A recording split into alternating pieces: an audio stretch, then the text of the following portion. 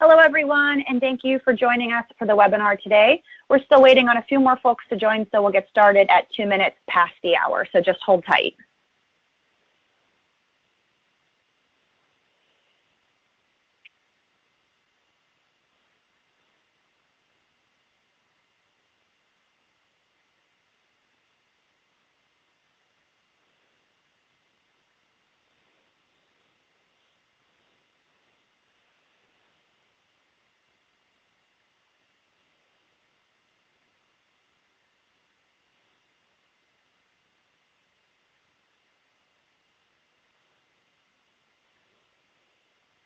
Okay, we'll go ahead and get started.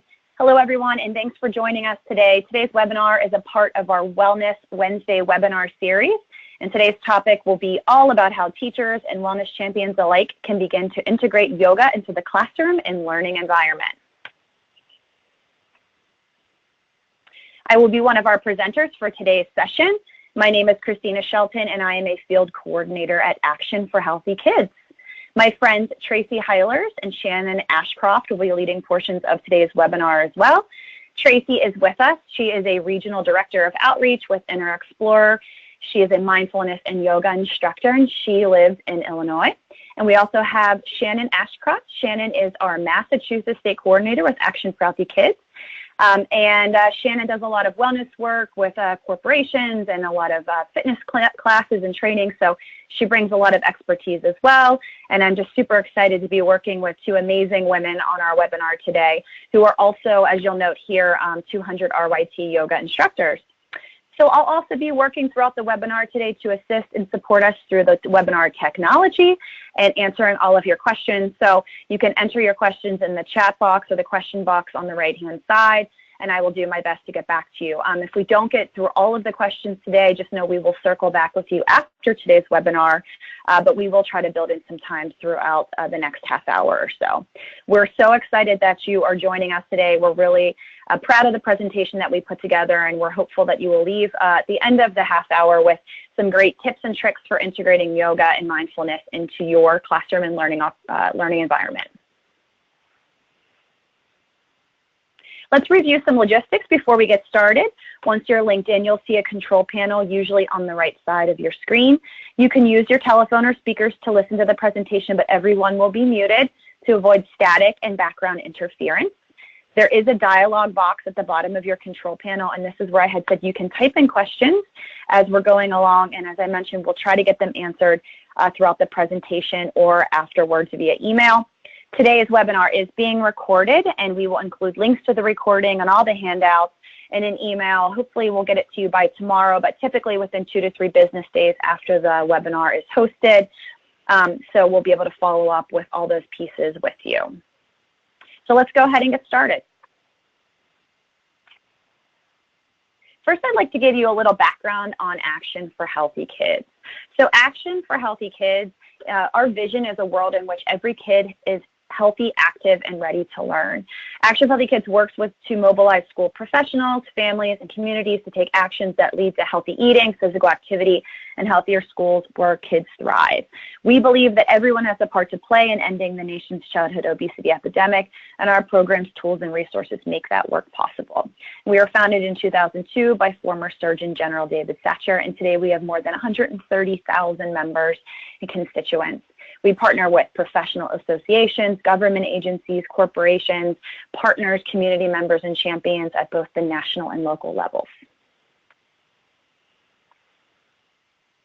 At Action for Healthy Kids, our signature program is Game On, and if you've listened to our other Wellness Wednesday webinars, you've heard this before, so I'll just quickly mention it for those of you that may have not joined us before. This program is a free online resource that you can use and tailor to your school's own particular needs.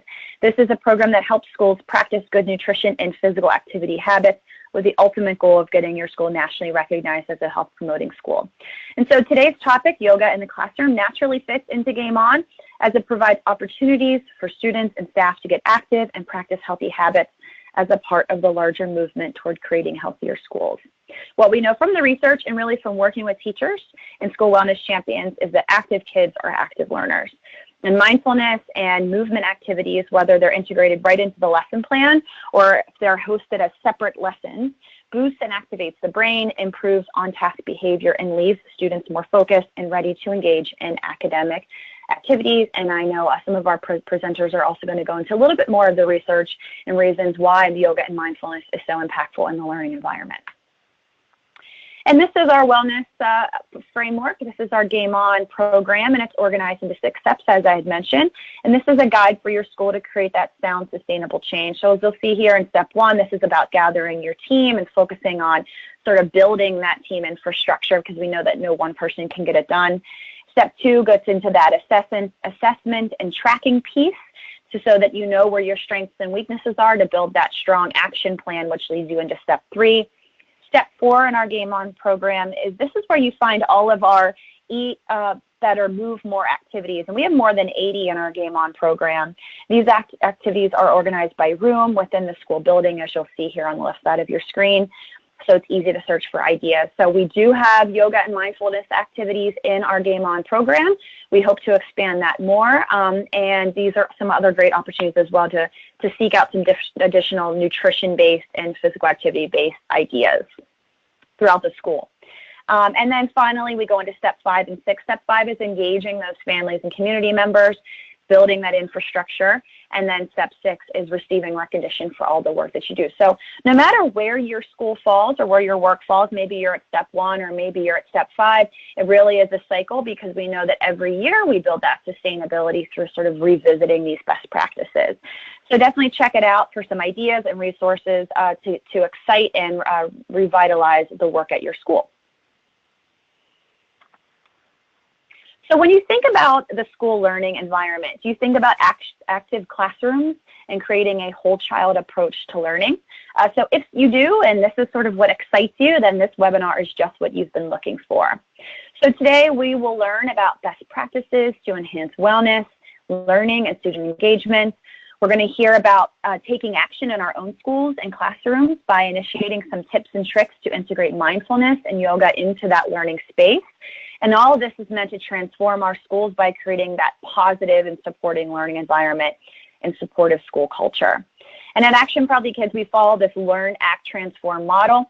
And today's guests and our presenters will share in detail their expertise and passion for creating sustainable and transformational change with yoga and mindfulness.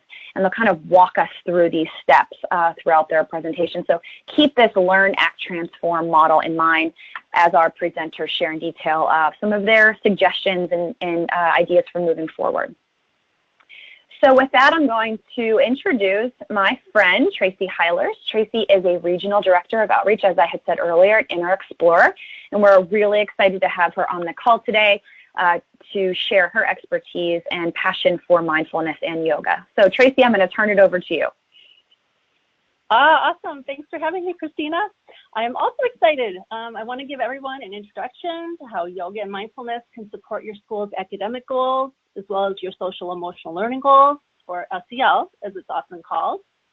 My first slide, I want to just go into how yoga and mindfulness go hand in hand and really include each other. Most people think of yoga as just the physical poses you would do in a yoga class, but there are many branches of yoga. One of the branches includes breathing exercises. Another branch includes meditation.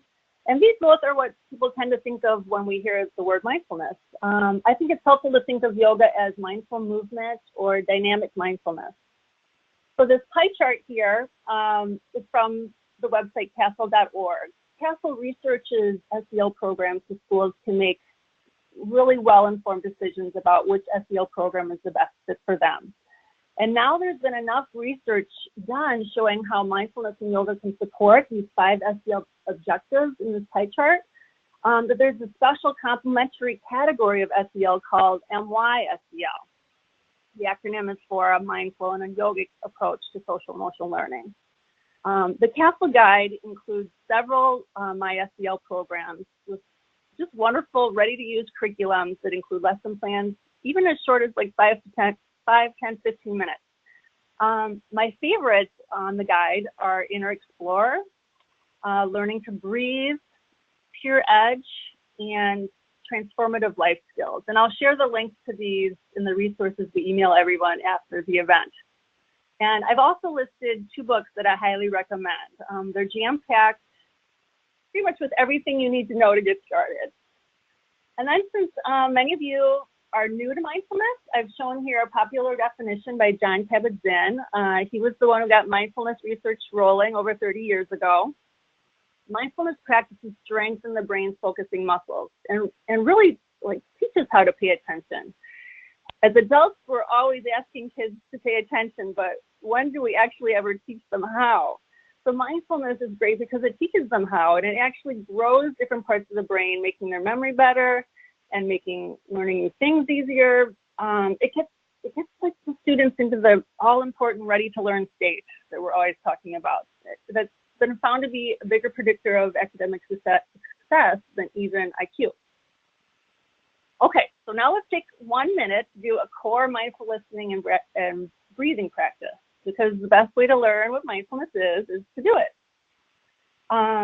So if there's one mindfulness practice to add to your classroom, it would be this one. It just involves me ringing a bell or chime. I'm actually going to use a vibraphone. It's this long hollow tube thing. And I'm going to ring it, and then we're going to listen to the sound it makes until we can't hear it any longer. And then we're going to take a few slow, deep breaths. And then the practice will be over in a minute after we hear a second ring, and then we can't hear that any longer. So wherever you're at right now, let's sit up straight in your seat with your feet flat on the floor. Shoulders relaxed, hands maybe resting on your lap if you're not holding your phone. And close your eyes, or have just a soft gaze downward if you don't want to close your eyes.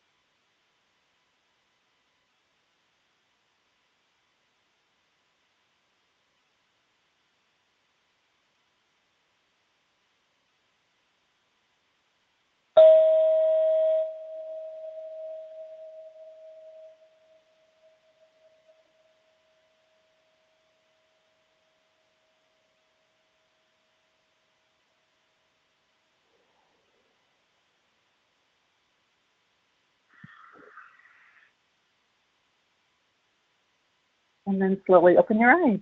I hope everybody could hear the vibraphone okay over my speakerphone here. Pretty simple, right? Nothing fancy going on here. So just notice how you feel after this mindful moment. And some days practicing will feel easy. Obviously, we did a short practice today, which is pretty easy for starters. But some days, not so much. It won't be as easy. But you can never do it wrong. It's all about just noticing what's going on inside you and around you from moment to moment. So on my next two slides, I'm just going to go into some great, simple mindfulness starters, some that involve movement. So because again, mindfulness isn't just always sitting and being still. Having a mindful moment or a mindful check-in at the start of your day or at the start of your class is a great way to set the tone for the day. Get everyone in that mindful, ready to learn state, nervous system's grounded and ready to go. It can be as little as 1 minute like we did, or up to even 10 minutes, depending on age. So if you're with a preschool group, you're going to stay 1 to 5 minutes. If you're middle school and high school, you can be getting up near 10 minutes. And the shark fin, there's a little picture here I showed, is a great way to remind students of the posture they want to have during your mindful moment, as well as the expectations for during that time. The 5 S's kind of go along with the shark fin, and the organization I work with, Inner Explorer, uses this as well. But it's just about sitting straight, still, silent, soft breathing, and shut eyes. And we never require the kids to shut their eyes. It's just if they want to do that soft gaze down to the ground, that's fine as well. We always recommend that the students are all facing the same direction when you do a mindfulness practice. Because if you're in a circle, sometimes it's easier for the giggles to start and kids to be peeking out at each other. For the mindful moment, doing a mindful listening practice, like we did with the vibratone, works great. Otherwise, you don't have to listen to anything. It could just be listening to the sounds around you, seeing as you can hear the lights buzzing and other sounds going on. And another great thing to add in that mindful moment to start your day is just like a weather check of our sensations, thoughts, emotions that are going on. We want to teach the kids that those three things are just like the weather. So today's weather was different than yesterday's weather, and our emotions are going to be different from day to day, and just getting them noticing how those change.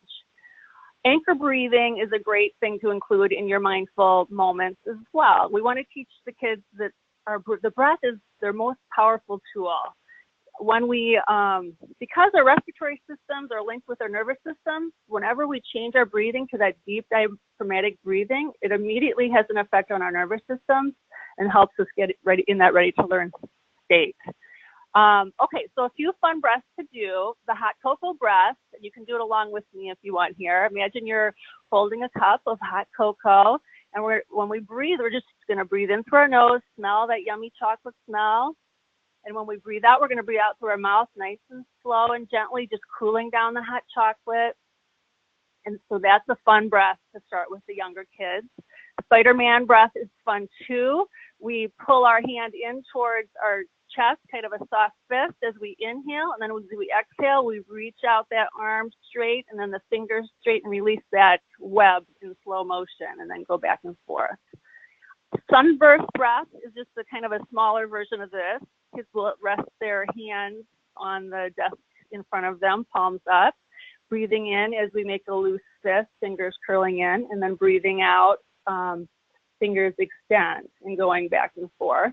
And then butterfly breath is even bigger here. We stretch our arms out, maybe even arch a little as we breathe in, big butterfly wings. Then exhale, we can kind of round a little bit and bring our hands towards our heart. So the kids really have fun with these, and they can even make up their own after you give them a few. It doesn't matter necessarily where the breath is, if you're doing the inhale with, the hands coming in or out. It's the linking the breath that's that magic secret ingredient to keeping us anchored into the present moment. Inner Explorer, I just want to do a little shout out to them because I recently found out about them and started helping with research because the whole mindful moment, weather check, mindful check, and anchor breathing, they just do it so great. And the teachers don't even have to do a lesson plan. You can just press play and do the practice right with the kids. They have 90 audio practices, and they follow the mindfulness-based stress reduction progression, which all the research has been done on. And they have four different age groups, preschool through high school. So it's just a great way to get started if you're not quite ready to start leading lesson plans. And even if you are comfortable with mindfulness, it's you don't have to do lesson plans every day if you have Inner Explorer.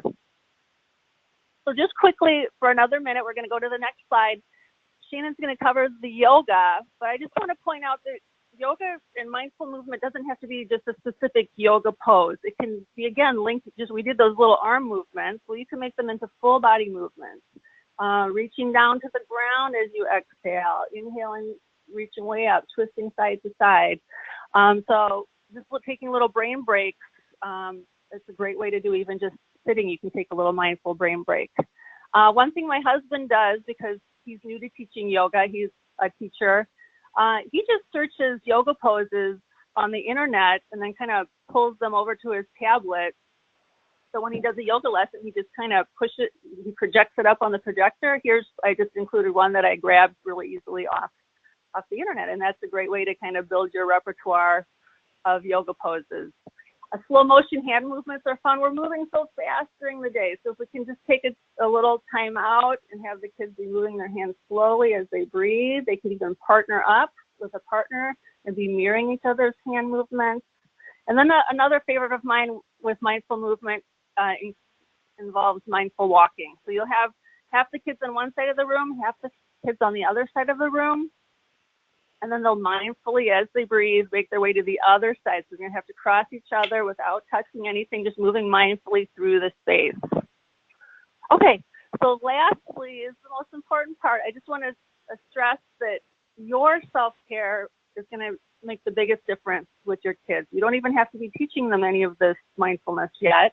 If you start your own practice, it will actually ground your nervous system, and then that affects everyone else's nervous system near you. HeartMath has done some cool research on that. And a visualization that helps you get grounded before class starts, I learned from Mindful Schools with their online training, is a translucent mountain little meditation. And you just stand, eyes open before you start your lesson or your class, and just take some deep breaths, feel your feet, feel your body strong and unshakable like a mountain, but also feel the translucentness that you want to have in class. You want things flowing through you. You don't want anything to stick on you. Anything that the kids say or disruptions that happen, it won't even cause a reaction from you because you're this strong, unshakable, free-flowing kind of mountain. So those are my few little quick get started things. Again, thanks for having me, Christina. I'm going to pass it back to you. Awesome. Thank you so much. And I will share your information with all of our attendees after the webinar too. So if they have any questions for you or any follow-up, they can do that directly. And we don't have any questions coming through at this time. So I'm going to actually, for the sake of time, to keep us on schedule, kick it right over to Shannon. Again, this is Shannon Ashcroft. She is our Massachusetts State Coordinator, and I'm excited that she's joining us today. So Shannon, I'll let you introduce yourself, and you can move forward with your presentation. All right. Thank you, Christina. And thank you, Tracy, for those mindful moments. I feel nice and calm now for my part of the presentation.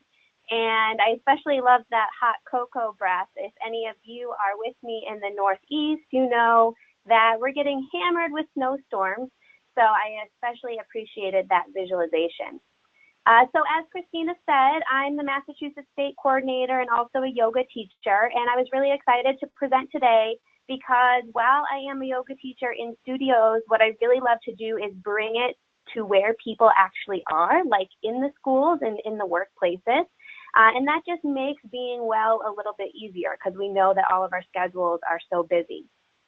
So what I'm going to go over for the next few minutes is just some easy strategies for how you can actually get started right away in bringing yoga to your programs or into your classroom. So before you can determine the details, like how you're going to do this, when and where, it would be really helpful for you to determine your why or your goals for why you want to bring this into your program.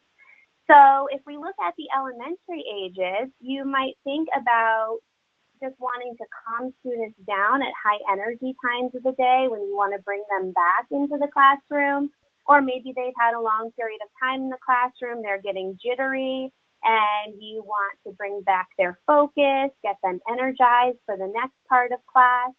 And also in areas where it's colder or when you can't get outside, it's a nice way to get students active without needing a lot of space.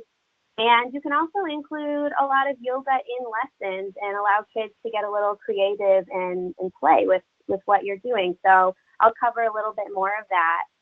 Now, when we get into the tween and teen ages, your goals might be a little different because we know that these ages are dealing with a little bit more real life issues, some stress, pressure with school, maybe some confidence issues. They're really just starting to figure out who they are.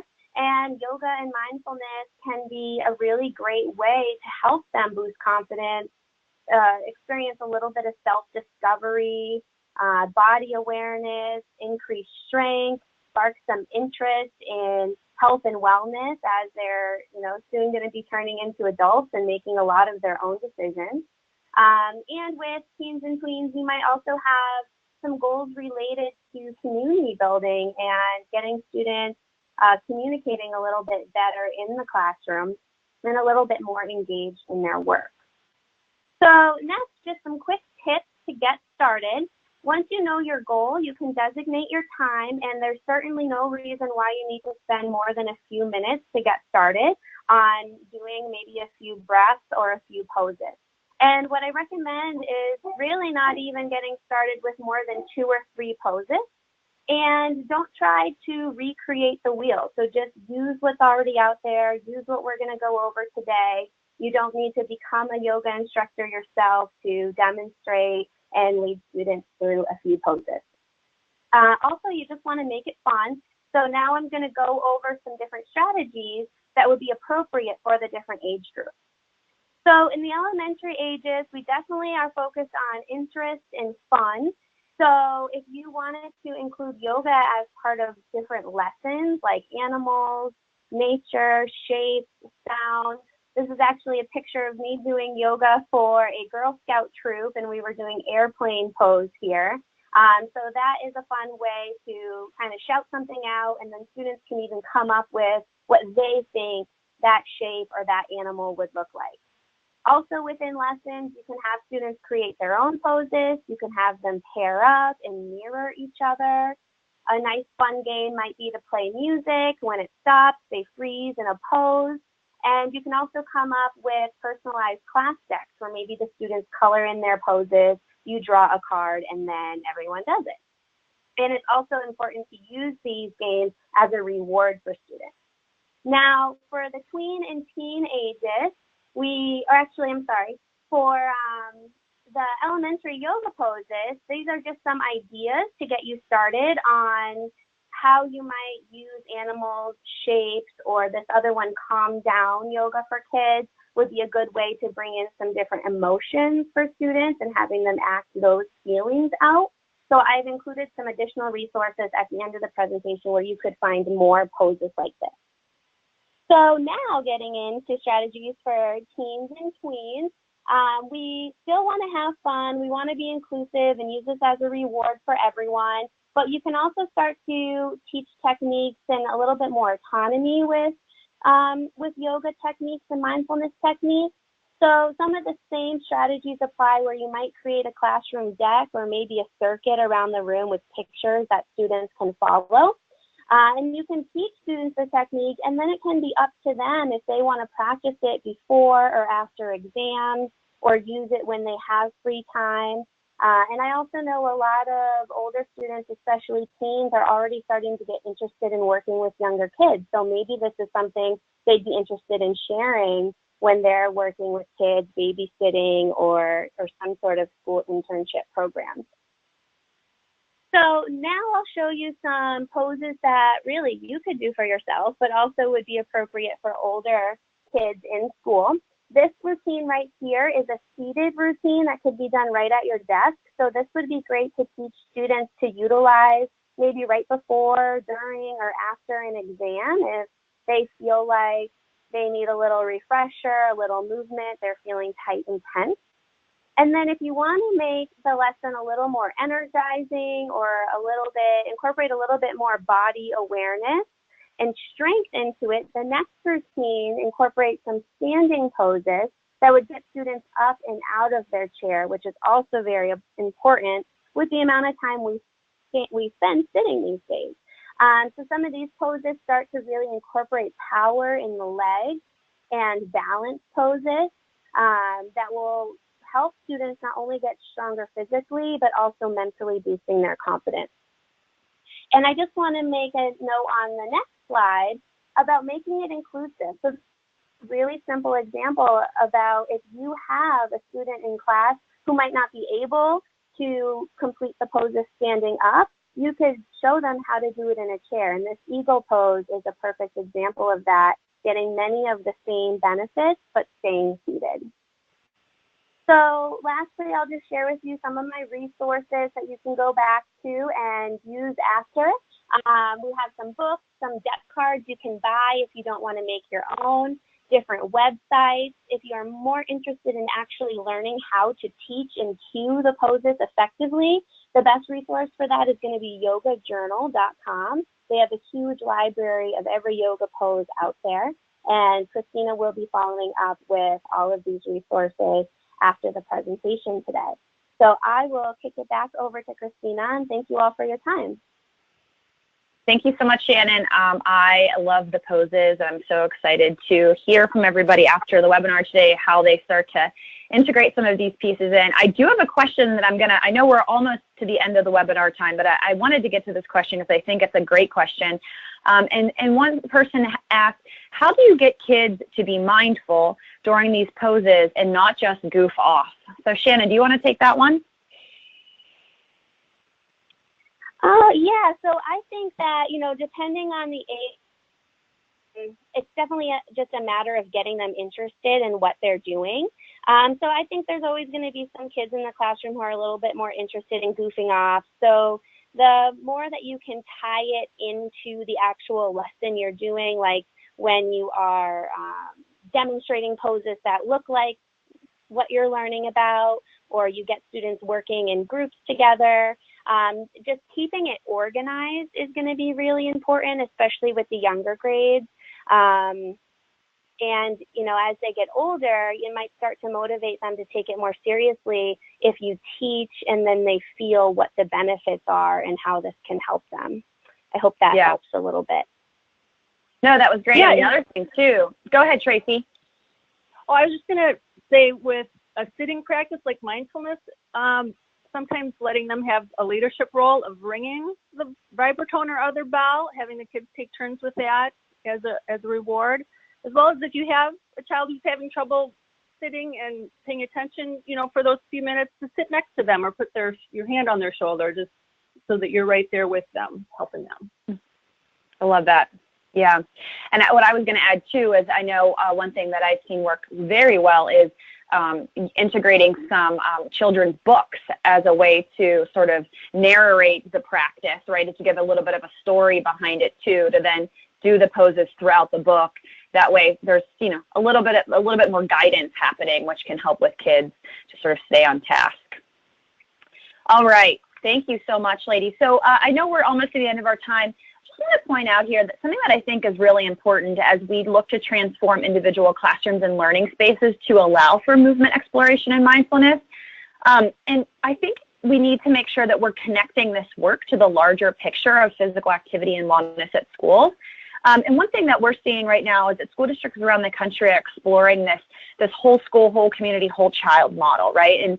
And looking at how we can highlight the school health components that we should be ensuring to make sure that our kids are healthy and safe and have well-being, right, within their school learning environment. And our topic for today, yoga in the classroom, is a part of that physical activity component of the whole child model. And a lot of times you may hear this referred to as the comprehensive school physical activity program. I mention this because if you have a school physical activity program, or if you're thinking about it, you may want to think about how to work in the yoga and mindfulness as a component of that to really ground this effort in sort of a larger picture to create healthy and active schools. And if you're not sure exactly what the comprehensive school physical activity program is, I will definitely make sure that I share some follow-up information for you. And also we'll include some information about the whole school, whole community, whole child model as well. But just wanted to mention that too. Before we get off, this is super exciting, you guys, so please make sure you take note. We have great grants available right now that can support this work for you. So we have Game On grants and Parents for Healthy Kids grants. These grants go to support physical activity and nutrition initiatives in schools, K through 12 schools. So if you are interested in yoga or mindfulness or movement and nutrition in the classroom and you need some seed money to sort of get a program going, definitely check out the Game On or the Parents for Healthy Kids. The Parents for Healthy Kids needs to be led by a parent or a parent type of group. The Game On can go directly to anyone in the school. So more information about both of these grants coming, again, after the webinar. And we also do have school breakfast grants, which is funding available to increase breakfast participation with alternative breakfast programs. So again, more on that, but definitely check it out. The deadline is April 6th, so if you are interested, you want to gather your school wellness team and get an application together. And I'm going to end with this. This is a quote from one of our funded schools this year. This school comes out of Green Bay, Wisconsin, and this is a quote from a 4th grade school teacher, and they had a yoga grant project for this year, which I thought was really exciting. And this quote basically says, students seem calmer and more focused after leaving the movement room. We discussed control and being aware of their physical bodies as well as any stress and anxiety. and we practice ways of relieving negative feelings. This is both for myself and my students, which I love that teacher had mentioned. Another area we have working on is focusing attention and energy on one thing and blocking out distractions. I find myself calmer and can draw on this calmness throughout the day. And this quote for me was just super inspirational. It's great to hear about the work that our schools are doing, but also making that connection between the grant funding that we have available and what schools are doing around yoga and mindfulness. So if you have any questions, again, we ran out of time for any more detailed questions, but definitely contact us at trainings@actionforhealthykids.org. We'll be following up with you in the next day or two with all of the information that we promised. And I do want to thank everyone for participating in the webinar today. I know we went a few minutes over our time, and I want to thank our guest presenters, Tracy and Shannon, for jumping on and just being a part of this great movement. And make sure you stay up to date with us on success stories and health tips and games and all things school wellness on our Facebook page, Twitter, Instagram, Pinterest, Flickr, YouTube, you name it, we have it. So definitely stay connected to us. Thank you so much for your time, you guys. Have a great rest of your week, and hopefully you will be joining us for next month's Wednesday webinar series. Bye-bye.